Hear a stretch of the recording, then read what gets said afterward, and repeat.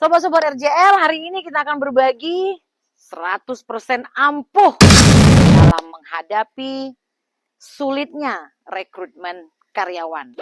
Are you ready?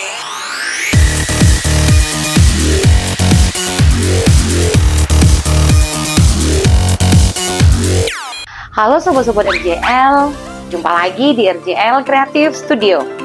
Kali ini kita akan membahas kesulitan atau tantangan kita para UMKM dalam merekrut karyawan. Seringkali kita para UMKM menghadapi tantangan nih, sulitnya mencari karyawan atau sulitnya mencari tenaga kerja yang sesuai dengan etos kerja atau daya juang kita selaku pemilik UMKM. Para UMKM kadang-kadang kesulitan dalam menemukan karyawan yang cocok dengan etos kerja atau daya juang kita selaku pemilik UMKM. Seringkali dalam merekrut karyawan ada drama yang terjadi dalam proses perekrutan. Kita para UMKM kadang-kadang kesulitan untuk menakar berapa nih upah yang harus kita siapkan. Jangan kita kali ini kita akan berbagi, Rumah Jahit Lestari akan berbagi 4 triks dalam mengatasi permasalahan sulitnya merekrut karyawan yang akhirnya bisa cocok atau sesuai dengan kita selaku pemilik UMKM.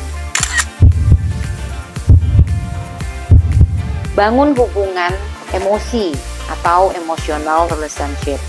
Yang kedua, bangun rasa memiliki atau sense of belonging dari para karyawan kita kepada usaha yang kita jalani sekarang ini. Yang ketiga, kita selaku pemilik UMKM terus mau mendidik. Jadi bukan mengajar, tapi mendidik. Yang namanya mendidik itu terus harus kita lakukan setiap hari.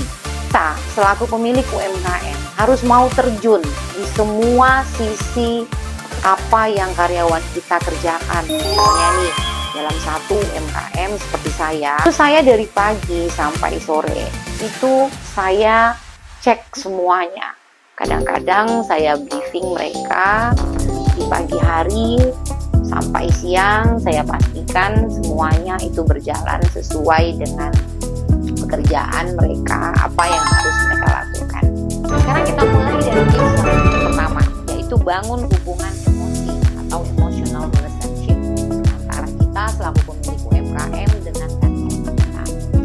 Sebetulnya ini agak sulit karena ketika kita rekrut karyawan kita pertama kali, otomatis kita belum kenal dia dan dia juga kenal kita. Ya, pelan-pelan saja kita mulai dengan menjelaskan apa-apa yang harus mereka kerjakan. Kemudian kita mulai memperkenalkan bagaimana karakter kita, kemudian karakter teman-teman kerjanya. Kemudian kita harus berbagi informasi yang sedetail-detailnya akan apa-apa yang harus dia kerjakan dari mulai masuk kerja, kemudian jam istirahatnya berapa, di jam berapa, kemudian apa-apa yang harus dia kerjakan sampai di jam operasional berakhir. Kedua, membangun rasa memiliki atau sense of belonging. Nah, ini penting. Jadi, bagaimana kita meningkatkan membangun rasa sense of belonging atau rasa memiliki dengan UMKM yang kita miliki ini. Kerjakan kamu dengan upah sekian, keuntungan saya yang saya dapatkan sekian, kemudian biaya operasional yang saya keluarkan adalah sekian. Kemudian kita juga perlu untuk saving karena biasanya UMKM itu butuh tempat untuk disewa, kemudian biaya listrik, kemudian biaya maintenance atau biaya-biaya yang tidak terduga. Artinya kalau saya dengan karyawan saya terbuka saja. Jadi ketika mereka bekerja dengan kita, mereka akan puas dengan pendapatan atau upah yang mereka jalani.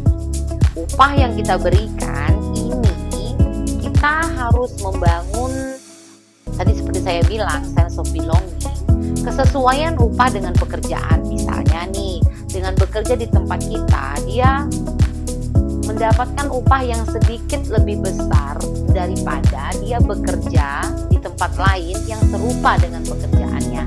Otomatis dia akan bertambah nih rasa nyamannya bekerja dengan kita. Yang ketiga, terus mau mendidik. Pengalaman pribadi saya, karyawan ini kadang silih berganti. Misalnya di bulan bulan-bulan pertama dia bekerja, dia merasa cocok dengan kita. Kemudian dia merasa letih dan lelah, akhirnya dia berhenti. Ya nggak masalah, kita akan rekrut lagi karyawan baru. Makanya saya bilang, kita selaku pemilik UMKM jangan pernah lelah dalam mendidik mereka. Ya, kita didik lagi karyawan baru, berhenti lagi misalnya, ya kita cari lagi karyawan baru, kita didik lagi. Ya memang harus seperti itu, tahapan ini memang harus kita lalui.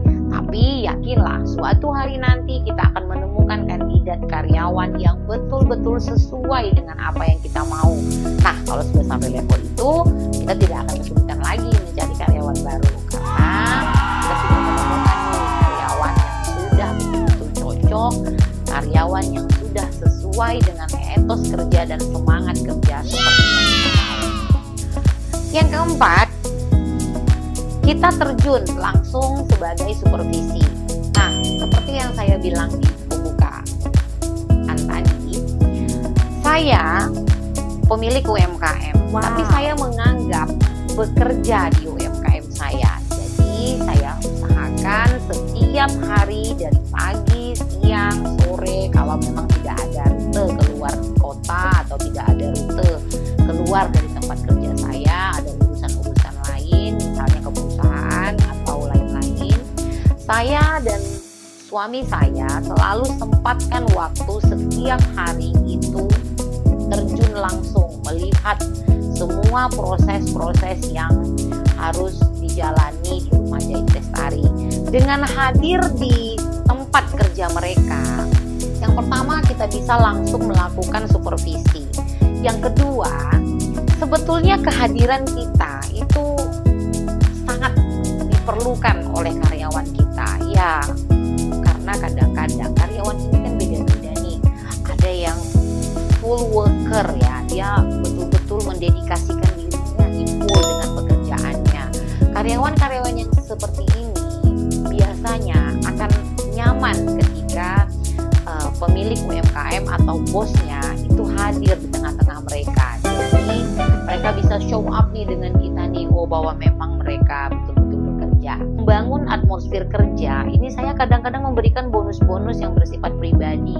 Kadang-kadang kita kalau memberi bonus untuk semua pekerja kita, itu kan kadang-kadang kita berhitung-hitung juga dengan budget kita. Nah, saya kadang-kadang memanggil nih karyawan-karyawan yang full dengan etos kerja yang sangat memuaskan. Bonus dengan catatan saya berikan reward ini karena memang berdasarkan analisa saya, karyawan-karyawan kaya ini memang betul-betul mempunyai etos kerja yang luar biasa.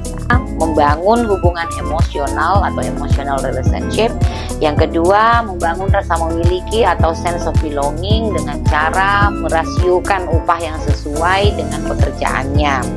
Yang ketiga, terus mau mendidik. Misalnya, walaupun kita menghadapi tantangan karyawan yang berhenti, kemudian kita harus rekrut baru, ya kita harus terus mau mendidik, kemudian mensosialisasikan dan menjalin hubungan yang baik dengan memanusiakan manusia. Terus terjun langsung di supervisi, dalam arti setiap hari kita harus usahakan meluangkan waktu kita untuk hadir di UMKM kita, sehingga kita memastikan semua karyawan kita melakukan SOP pekerjaan mereka sesuai dengan apa yang kita mau.